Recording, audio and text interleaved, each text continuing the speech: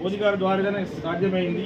అంత పెద్ద ఆలయానికి భారతదేశ ప్రజలందరూ ఆకాంక్షించిన గుడిని నిర్మాణమై ఆ గుడికి మన దగ్గర నుంచి ద్వారం పోవడం కానీ పాదుకాలు వెళ్ళడం కానీ ఈరోజు తెలంగాణకు అవకాశం రావడం, తెలంగాణలో కంటోన్మెంట్ కాన్స్టిట్యున్సీకి అవకాశం రావడం వీరు చేసుకున్న చాలా పెద్ద పుణ్యం కావచ్చు.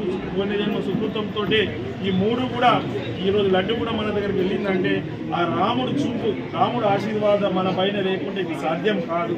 వారి ఆశీర్వాదంతో ఏమో తెలియదు.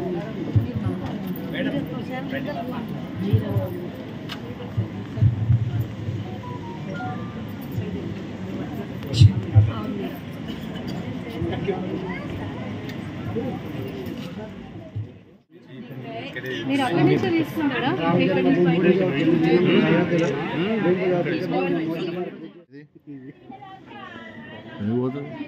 రేపు పొద్దున అంతా చూడాలి.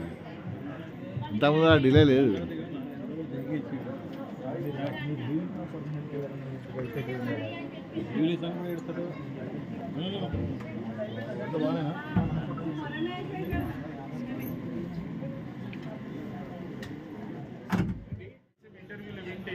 మనం ఏది కూడా ఒకరోజు అనుకుంటే సాధ్యం కాదు. నిరంతరం ఫాలో చేసి నిరంతరం దానికి కృషి చేస్తేనే ఏదైనా సాధ్యమవుతుంది. వీరు సంకల్పించారు అక్కడికి మన దగ్గర నుంచి వెళ్ళాలి, మనం ఏమైనా చెయ్యాలి అని అనుకోవడము, వీరికి అవకాశం రావడము. మీరు అక్కడి నుంచి తీసుకుంటారా?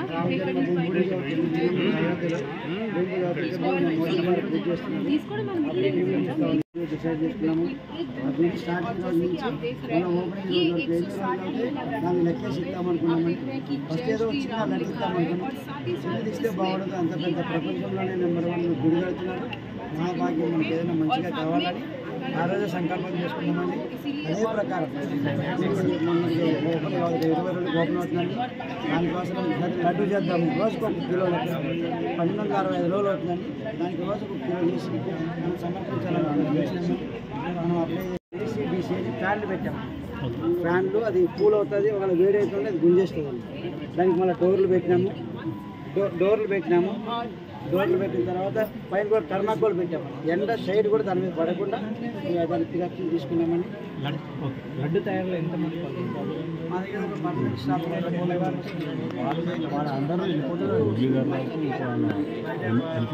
ప్రైవేట్ షాప్లో కనుక్కున్నామని ఆయన కూడా చెప్పింది సురేష్ రెడ్డి చూసినప్పుడు అదే ఎక్స్పీరియన్స్